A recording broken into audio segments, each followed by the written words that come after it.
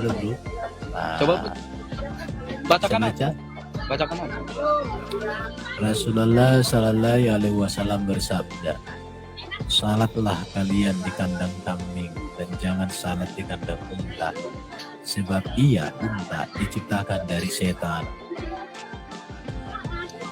Nah, itu kan Anda kan disuruh beribadah, bukan berarti Anda disuruh apa namanya? Istilahnya untuk apa ya namakan itu? Itu kan cuma disuruh Pertanyaannya, kenapa Anda tidak? Iya, oke. Kenapa beribadah sholat tidak boleh di kandang unta? ya tidak boleh kan kalau ada kotoran apa itu udah jelas tidak boleh kan najis, Bro. Iya, kenapa? Berdasarkan teks dong kau baca, bro. Baca dulu dari teks dulu jawabannya. Aduh, musing kan noten-noten. Itu disuruh sholat di Musing. kandang kambing ya. Di luar kambing. Pusing dia.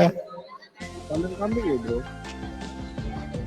Kalau di kandang kambing boleh, tapi di kandang unta tidak boleh. Kenapa? Hadis itu banyak, Bro. Ada hadis sahih, ada Ya udah hadis. nggak apa-apa, jangan bicara ini dulu Ya, teksnya. itu Kau makanya analisa teks sampaikan dan dulu. konteks. Sampaikan dulu di mana hadis yang sahihnya gitu. Jangan cuman Ini soheh Gitu-gitu ini, aja. soheh. sahihnya siapa nama penulisnya gitu. Ini M Nasiruddin Al Albani. Waduh, itu apa? Itu saya Bukhari Waduh. baru. Kalau Abu Tahir Jubair itu Ali Jair itu Hasan. Gimana Ini Ibnu kalian? Majah, ini hadis ini ada hadis Ini Ibnu Majah. Cuma di situ kan kita dilarang untuk sholat di apa namanya tempat-tempat yang Kandang. najis ya. Sekalipun ada sholat di Mana najis? Kau Yo, itu kalau- buta, kau buta. Ya, Tidak bisa kau baca, itu baca. Kenapa? yang buta itu kamu, jangan bilang buta dong. Ya Nanti kamu baca buta dulu, coba beneran. baca. Pakai bibirmu dan matamu baca nih. Ya, udah kamu baca aja pakai bibir dan matamu kan. Ya udah bikin lah. Kau udah, aku udah baca tadi. Coba baca dulu. Terus yang jadi masalahnya apa gitu? Gak ada masalah. terus Pertanyaannya apa? kenapa nggak boleh salat di kandang kambing? Di salat Kan saya- kandang Ya kan unta. saya udah jawab tadi, dimanapun boleh sholat, yang penting suci kan itu kan. Ini ayat ini, lihat ayat ini. Ya kalau di kandang kambing suci enggak apa-apa, bukan berarti sholat di depan tai kan. Oke, kalau di kandang unta kenapa? Hah? Ya kalau ada Kenapa tainya nggak enggak boleh di boleh. kandang unta? Ya kalau nggak ada tainya ya boleh, kalau nggak ada ya nggak apa-apa kan, kandang sama juga seperti rumah. Turun, modal bibir. Turun. Kamu bodoh itu. Minta teks nggak bisa kamu. Oh, parah. Udah sekarang saya bertanya, sekarang boleh? Enggak apa kau. Minumannya Sekarang kencing udah, iblis. sudah kira saya bertanya udah kepanasan kalian. Bang Herbert Oke, minumannya kepanasan. kencing iblis berarti ya. Kalian saya Tadi udah kan bertanya itu Itu kepanasan dia kalian. konklusinya ya ke situ. Nih, tadi kan kau bilang bahwa kencing onta itu bermanfaat. Makanya tadi dalilnya ditunjukkan ya. Sholatlah kalian di kandang kambing dan jangan sholat di kandang unta, sebab ia diciptakan dari setan. Artinya yang bilang. kalian minum dan kalian halalkan itu adalah limbahnya dari setan. Nah terus babi itu kenapa kalian halalkan? Kan udah ada di Alkitab kalian bahwa babi itu haram. Ya, terus kenapa kalian masih menghalalkan dan kalian minum sampai terus sekarang? kenapa kalian Bah? makan babi sampai sekarang? Saya mau tanya. Karena sudah dibilang bahwa ya, jangan sholat di kandang unta, sebab ya unta itu diciptakan dari setan. Makanya baca Kencingnya imamat masih itu loh. kalian minum. Baca Kencingnya imamat itu itu masih loh. kalian minum. Kenapa? Baca imamat Oke, itu kita loh. Baca Kita imamat. baca imamat Kan ya. Oke, babi itu imamat kan berapa? haram gitu. Kita baca imamat. Oke. Oke, imamat Oke, Pak. berapa? Sebentar, bro? Pak. Imamat berapa? Biar dia Bukan cari Imamat di situ berapa? kan Ini ada kok kan babi itu kan haram. Loh, imamat berapa? Biar kita jelas dong. Loh Oke. kalian kan pahan kita Imamat kalian 11. nanya saya. Gimana Kasihan. kalian Imamat ini? 11. Coba baca ya. Kan babi itu haram kan. Kau yang bro. baca ya. Kau yang aja baca lah ya, ngapain supaya- baca kayak gitu, saya buku itu. Bukan, biar kau lihat dong datanya. Supaya kau Yo, cara membaca. Itu bukan kitab, itu buku itu. Kalian yang baca yang kenal sekali kan para pencinta buku kan. Udah baca. Tenang. Tenang, santai aja bro, kita ini satu negara, satu teman. Tenang, minum kencing onta dulu lah. Ya oke. Sip. Minum Sip, dulu sip, lah sip. kencing Coba. onta. Sip, sip, sip. Saya kasih. Sip. Tapi baca dulu ya ayat 1 ya.